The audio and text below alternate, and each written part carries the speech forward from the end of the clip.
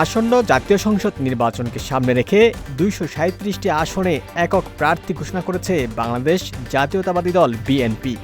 তবে ঘোষিত প্রার্থীদের তালিকায় দেখা গেছে বিএনপির ত্যাগীদের মধ্যেও অনেকে ধানের শীষ পাননি। কিন্তু মাদারীপুর ১ আসনে দলীয় প্রার্থী হিসেবে বিতর্কিত কামাল জামান মোল্লার নাম ঘোষণা করে বিএনপি। এর প্রতিবাদে মাদারীপুরের শিবচরের ঢাকা-ভাঙ্গা এক্সপ্রেসওয়ে অবরোধ করে মনোনয়নবঞ্চিত সাজ্জাদ হোসেন সিদ্দিকী লাবলুর কর্মী সমর্থকরা।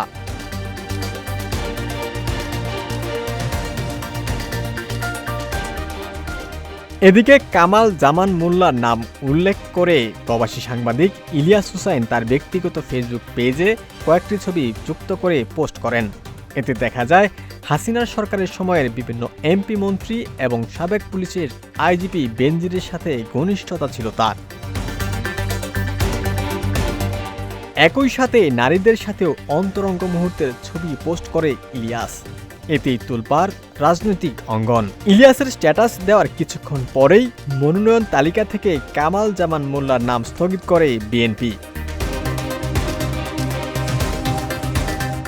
দলের সিনিয়র যুগ্ম মহাসচিব রুহুল কবির রিজভী স্বাক্ষরিত সংবাদ বিজ্ঞপ্তিতে বলা হয়, গতকাল সোমবার গুলশানে বিএনপি চেয়ারপারসনের কার্যালয়ে বিএনপির মহাসচিব মির্জা ফখরুল ইসলাম আলমগীর এক সংবাদ সম্মেলনে আগামী ত্রয়োদশ জাতীয় সংসদ নির্বাচনে দলীয় মনোনয়নপ্রাপ্তদের নাম ঘোষণা করেন। সংবাদ সম্মেলনে ২৩৭টি সংসদীয় আসনের মধ্যে মাদারীপুর ১ শিবচর উপজেলা আসনেও মনোনয়নপ্রাপ্ত কামাল জামান মোল্লার নাম ঘোষণা করা হয়।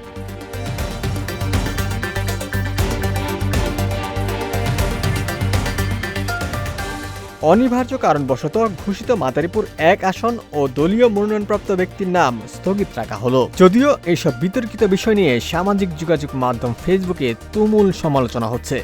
বিএনপির বহু নেতাকর্মী এ নিয়ে খুব ঝেড়েছেন। অনেকেই প্রশ্ন তুলেছেন, বিএনপি ত্যাগীদের মূল্যায়ন না করে বিতর্কিতদের মনোনয়ন দিয়ে কিছুটা অদূরদর্শিতার পরিচয় দিয়েছে। ওমর ফারুক, ঢাকা প্রকাশ।